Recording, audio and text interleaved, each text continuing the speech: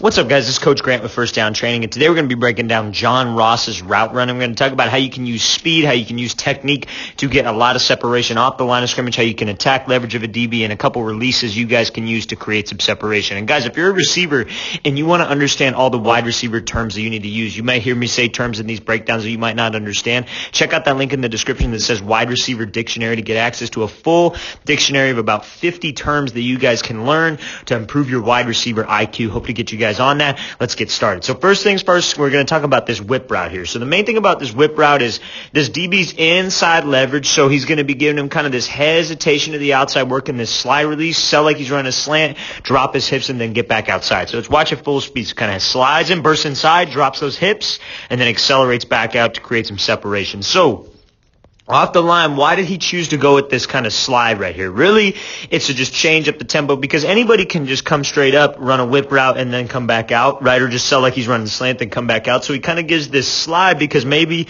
one time he beat this DB on a slide, right? So in one-on-ones and routes versus air, you guys got to be working these scenarios, right? So let's say this DB one time was a little bit more inside leverage. He gave him this slide release. DB bit with his hips, and then I snap this thing off and run a slant. And I create some space. So now I work this slant. You see this DB staying disciplined. He's staying inside. He's not going to bite on this thing. He's not going to shuffle all the way out here and open up his hips. He's going to stay disciplined to the inside. Plus, he's got about maybe 3 yards to work, so that's also part of it. So when he comes off here, he breaks to the inside, right? Now, when you're running a whip route, it's so important that when you come off that slant that you're fast to the inside. You're committing your shoulders. You're not chopping your feet. What a lot of people do is they'll break here, they'll chop their feet to the inside, and then they try to drop out, and that's just a huge indicator for this DB. Look at this DB. He's on this back leg, and he's trying to drive on this ball because I committed my shoulders, because I'm running these arms, and because I'm fast to the inside. Commit your eyes, commit your shoulders. Now, he wants to get out of this in 2 steps. So he's going to snap down with his right leg, hook around with his left, and his shin angles are going to angle him back outside. That's how you get out of this fast, right? So we're here, breaks to the inside, now drop. Now, how you're able to change direction when you're going full speed is you got to drop, you got to snap down, right? That's what everybody loves to say. You got to snap down right in stride with this right leg on this, right? So it's almost like he's coming out for 3 steps. So it's 1, 2, 3, and he's dropping on the 3rd step. Now, you see how this isn't way outside of his frame. He's not reaching outside of him. He's on the middle of his foot. That's where his power is, but this foot is underneath him. His chin is going to his knee, and his hips are as violent as you can. You can barely almost get his hips in this clip. That's how violent he's dropping out of here, right? That's explosion, that's speed, that's great technique. Now, you snap down on this leg, but your left leg or your outside leg has got to hook back around to shoot you out. And you see where his left leg hooks. And now I was talking a little bit about shin angles, and I know that kind of seems like way too complicated of a term for this kind of a route. But when you could get your shin angles angling you back to the outside, your body has zero choice but to go back outside, right? It's not going to be able to just sit here. See, what happens is people will have their shin angles straight up and down, and then they'll try to go like this. They'll snap, pivot, and then they take 2 more extra steps, and all those 2 extra steps serve to do is let this DB get out of here and make a play on the route. Now, again, if we sell this thing great, if you drop your hips on a dime and you take extra steps, I'd rather have you selling at full speed and dropping on a dime than worried about steps and slowing down. So I want to really make that point that I don't want you guys to be so focused on getting 2 steps that you don't get your hips down, right? I'd rather have 3 or 4 steps and you dropping your hips fast and aggressive and getting that DB to overcommit like he does and being able to get low and get out of it before he's able to even react on it. Then, okay, I got to get 2 steps. I don't want to worry about that. And then when we're in this position, guys, we got to make sure I drive my arms and I got to make sure I accelerate out of this break. That's a great route. Let's watch it full speed one more time. So slide, break to the inside, drop, violent hips, accelerate off this break. That's a great route here. So now we're going to be talking about this goal line situation here. We're just going to talk about this shoulder dip technique and how you could use this really on any route, right? So let's watch this thing full speed. So he comes off the line, he kind of rips that shoulder underneath, works to restack, and you see the separation he's able to get in this situation here. So let's talk about this.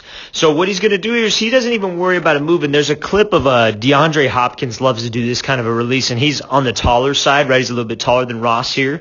So we got to make sure that I'm able to dip this shoulder and rip underneath. That's what I want to be able to do here. So he wants to take an inside release, right? So this DB, you could kind of tell by his posture, his eyes are on me, by where he's standing, that he's probably going to be trying to get hands on me, right? He's probably going to be trying to be physical. So I got to make sure that I make the most out of that. I know what at where I got to go. I got to take an inside release. And if he trails me, that's fine. I know I'm faster than him. I know I'm quicker than him, but you're automatically, even if you're even speeds, maybe he's a little bit faster than you, we're automatically going to have the advantage because we know where I'm going. He could very easily take this thing inside, make a move to the inside, then cut back out. And that DB, that's so hard to cover when he's trailing me, right? And he doesn't have hands. So what does Ross do? He does not, when this hand is coming at him, he does not start to lean back. He's going forward, and he's going to be ripping. You see how he dips that shoulder and avoids that contact. This is a very bad position for this DB to be in because if I got to take an inside release, all I got to do is beat this right arm because even if he trails me, that's a lot of separation. So if he can miss with here, that means his hips lock, and you see how his hips lock here. Now he's going to be playing catch-up the entire time. Might have to hold me a little bit, which is fine, but accelerates out. That's a great job here by John Ross getting some separation off the line of scrimmage. Let's watch it full speed. There's a great shoulder dip technique. Let's watch it again one more time. So dip that shoulder. Draw the holding too as well, but accelerate off this thing. We got to fight. Even with the hold, we still got to keep working. We can't just throw my hands up and quit on this thing. That's a great job here. So now we're going to be looking at some college film of him. But I wanted to show these two releases to show that while he is fat, like one of the fastest players in the game, right? His technique off the line, that's what's going to get you some separation. And then we use that speed to create it to continue to get separation. But it starts off the line. I just can't, these DBs, maybe more so, obviously more so in the NFL, maybe not as much in college, but they're talented, right? They're going to get hands. They're going to know how to stop a quick receiver. They're not a youth football DB who's just going to let you run by him, or a high school DB who's just going to sit there and let you run, right? They're going to get hands. They're going to be physical, right? So you got to be calculated off the line. We got to use my explosion to get some space. So now he's going to be attacking his leverage. This DB's in this catch technique to the inside of him, right? So let's watch this thing full speed. So he attacks leverage, jab to the inside, then pushes back up vertical. Okay, so now here's the thing I want to talk about this. When he's here, because he could be, there's a couple situations. He could be in bump and run, right, and be trying to get hands off the line of scrimmage or just a simple press, and he could be inside leverage and do the same thing. And we're going to look at that clip next. But in this situation, he's kind of in this catch. He's waiting for Ross to come at him, which is something that we could use as a receiver to create even more separation. So what do I got to do if he's inside leverage? I got to attack this midline here. So that's what he does. You see how he gives this little hesitation skip, and all he's doing is he's squaring him up. Like in basketball, you're going right at this defender, and you're going to square him up and work a crossover. So what that does is he's either going to do two things, and especially when I got a goal line fade, this is perfect for this. He's either going to keep his leverage and keep drifting to the inside, or he's going to backpedal, or he's going to sit flat on his feet, right? Backpedal, sit flat. Whatever he does, if I sell this thing with my upper half and get him leaning to the inside, I created a lot of space for myself because he's inside leverage. So I got to freeze him with my move off the line, attack and leverage, and then leave him. So I freeze him here. Then you see Ross. What does he do? He turns his whole body. He's violent with his upper half, and that gets his DB to lean to the inside. He's keeping those toes straight forward. He's staying in an explosive pad level position right here. You see how he's not popping his chest up? You see how this toe, this left foot here isn't opened way up and his hips are turned? You see people not coaching that all the time. He's keeping his toes forward. He's keeping the weight on the inside of his foot so he can push up. You see how when he makes this move here, he pushes up, because he knows that if he can push off of this leg, drive those arms, and I get these DB's cleats out of the ground because I attacked his leverage, because I gave him a move to the inside, I can accelerate out. That's a great route here by John Ross. Let's watch this thing full speed one more time. So he's coming off here, attack leverage, jab to the inside. They're just playing basketball. It's literally just a basketball move. So now here's the situation. A little bit more head up. He's at the left of our screen here, but he's going to be working that same kind of hesitation hop, then 1-2 jab to the inside. So let's watch it here. It's in slow motion. Jab, 1-2. Get that DB leaning to the outside. That's a great move right there. And now when we can be a vertical threat, all this stuff off the line of scrimmage, being able to change up the tempo, going from 0 to 100 is so dangerous when I'm a faster receiver, right? Because that's the last thing that we want to happen. They don't want to get burned over the top. They don't want to get burned deep. So we got to make sure we attack him, close the gap, attack his leverage, and then give him a move, just like the last clip. Now it's just a shortened version, right? So he's more so head up.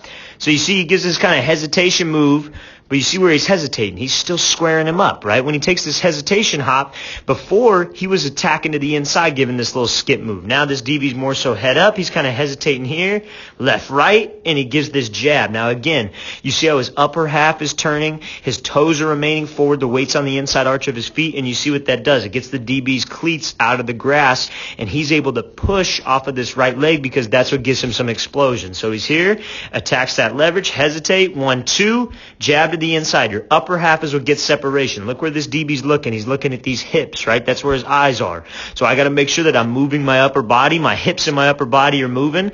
That's what gets him to lean inside. And then I'm here. I'm accelerating out. I'm not looking till I get him by at least 2 or 3 steps. Let's watch this thing again one more time. So he comes off here. Hesitate. 1, 2. Violent head and shoulders, get him leaning to the inside. Then I can create some separation, accelerate out, use that speed to create even more separation. All right, guys, I really want to thank you for watching. I really appreciate it. Again, if you're a receiver and you want to learn about wide receiver terms, what all these, we talk about defensive back terms, what each kind of coverage, what a defensive back is supposed to do, what their technique is like so you can understand it as a receiver, check out the link in the description that says Wide Receiver Dictionary. And guys, please leave any questions you guys have in the comments. I'll make sure to get back to you. I'll see you guys next time.